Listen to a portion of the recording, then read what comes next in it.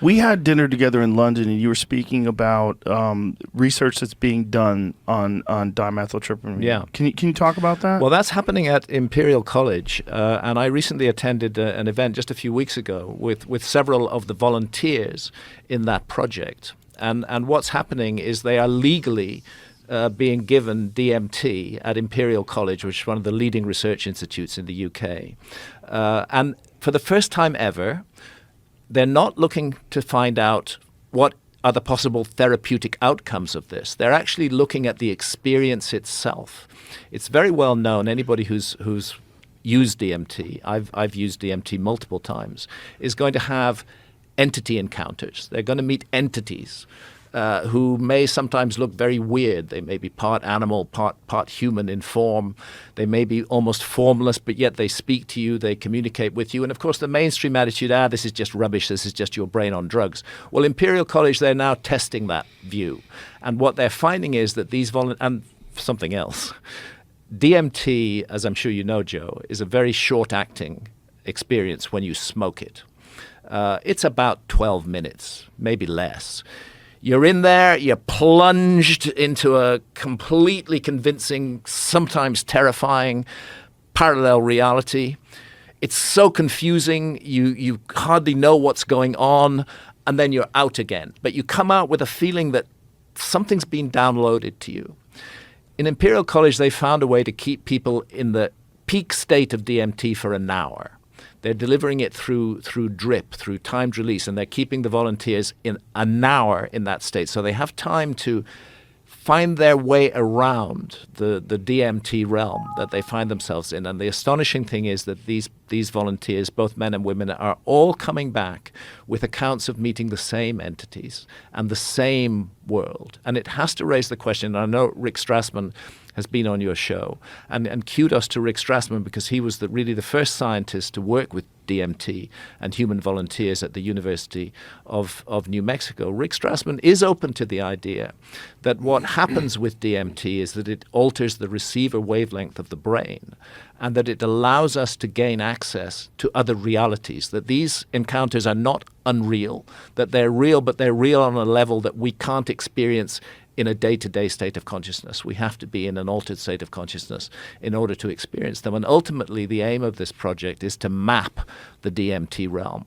You know, we talk a lot about extraterrestrials and ETs and making contact, and I'm sure the universe is filled with life, and it would be a very good thing to have the tech to make contact, or perhaps not a good thing, with all those other life forms in the universe. But right there in the DMT experience, inside our own heads, we have the opportunity to encounter another world, another realm, entities who are very different from ourselves and who have teachings to give us. And I think we should be spending a lot more research funds on exploring those experiences and finding out what's going on, rather than zooming off to other planets. Let's do both, but let's make sure that we understand that the consciousness is an enormous mystery, and at the level of consciousness, DMT opens up literally a parallel world. And there's a nexus here with quantum physics, and with the notion of parallel realms and parallel realities. Maybe we can actually access them.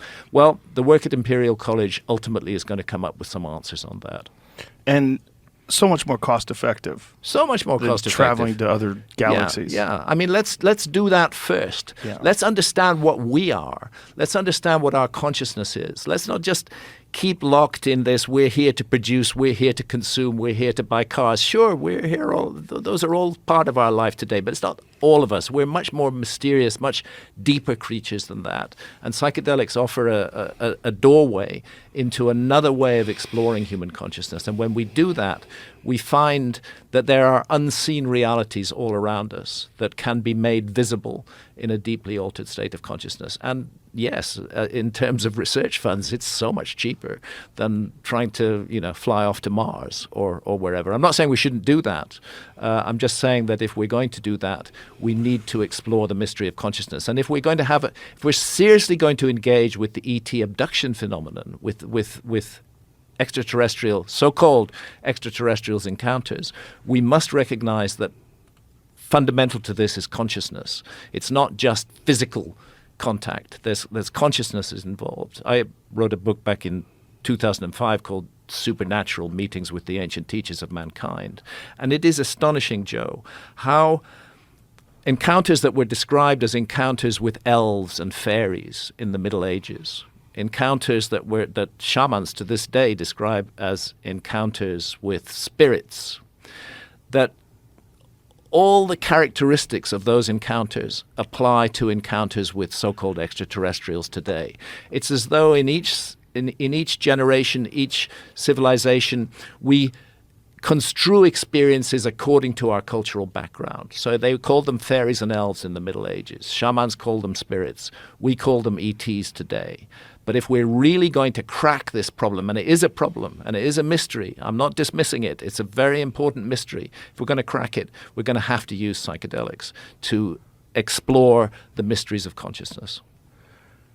Yeah, I am very excited that the attitudes about this stuff from the general public, people are much more open-minded now than ever before. Yeah. I mean, ever in my lifetime. I remember discussing with people doing DMT in the early 2000s, and people are like, what is wrong with you? Yeah, Like, exactly. what are you, crazy? Exactly. And now almost everybody and their cousin has a story about, trying ayahuasca or Yeah. doing psilocybin or having some sort of an experience with peyote. Yeah. Yeah, it's very very widespread, and I would say it's part of an overall change in our society, which is extremely healthy, which is the change of just accepting what the experts tell us. Oh, a scientist said this, so it must be true. We're starting to think for ourselves, and we're not willing any longer to be told what to think. We're wanting to find out for ourselves, and that attitude has very much affected the way that people relate to psychedelics. And when people explore the psychedelic experience in a responsible way, and psychedelics are very serious business. You and I both know this. They're very, very serious business. I would not encourage children to take psychedelics. But actually, if we want to keep children away from psychedelics, it would be far better to make them legal than leave them illegal and available on the black market. I think it's something for the mature mind.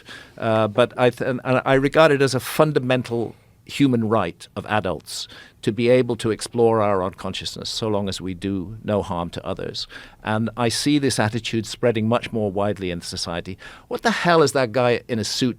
What right has he got to tell me how I treat my own health or how I treat my own consciousness? So long as I do no harm to others, that is entirely my business and nobody else's. Agreed.